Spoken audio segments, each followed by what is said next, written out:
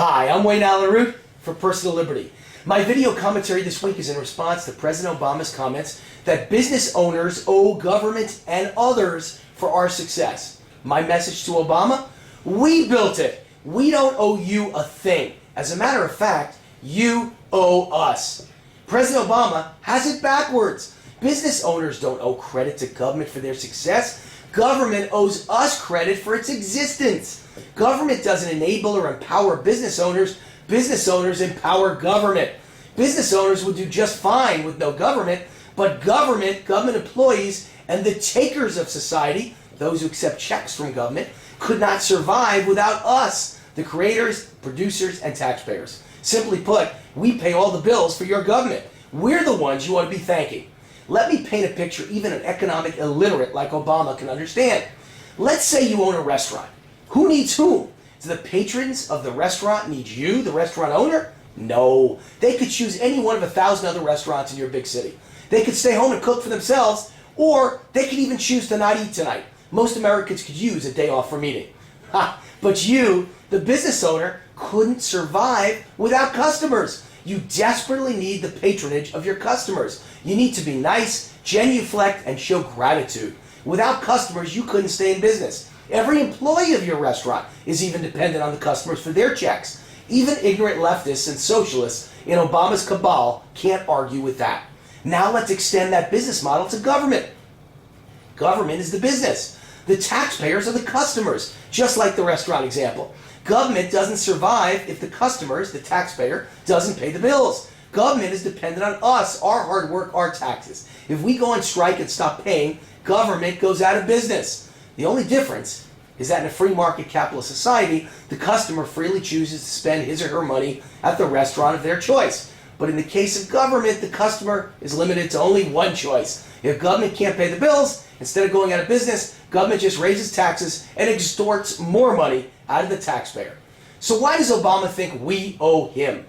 Sure, we need the things that help our society and economy grow. I agree. Infrastructure, roads, bridges, traffic lights, police, fire, garbage, sewers, hospitals, airports, schools, and national defense.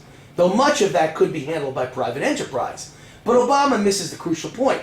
We, the business owners and taxpayers, paid for all of that already with our taxes. We built it. You owe us a debt of gratitude.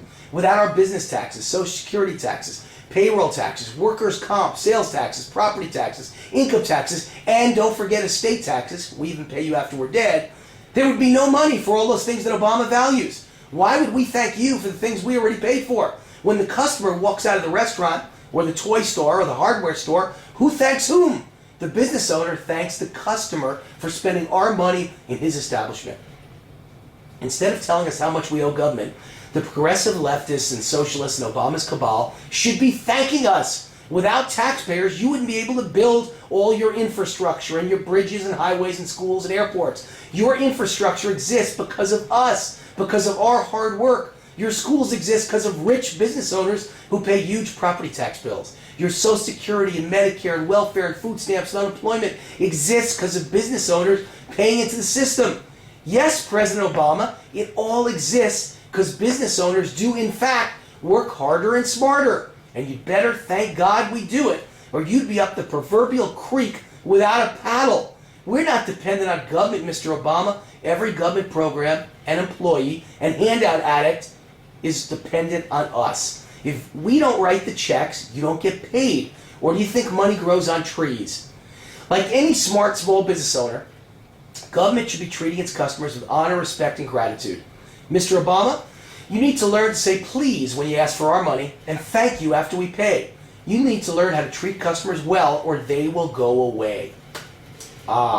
There's the crux of the problem. Obama believes we have nowhere else to go.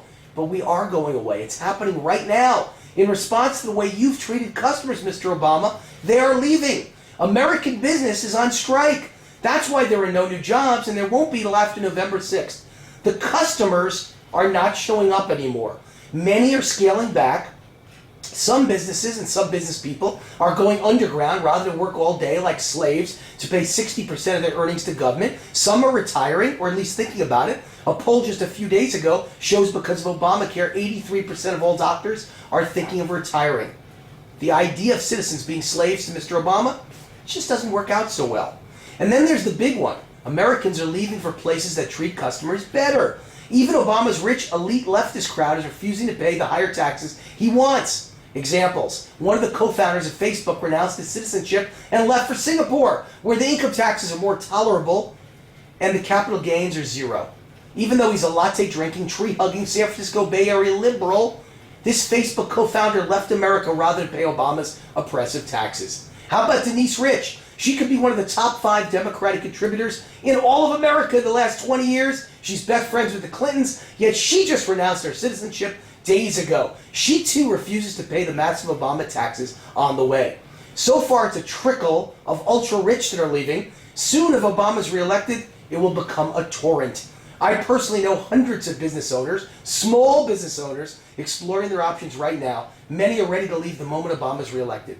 This is called running a business without any customers. The taxpayers are unhappy, and the only ones left will be Obama's voters, the takers. But there won't be anyone left to take from. And when that happens, Obama will learn an important business lesson. It's called bankruptcy. I'm Wayne Allen Root for Personal Liberty. See you next week. Same time, same place. God bless.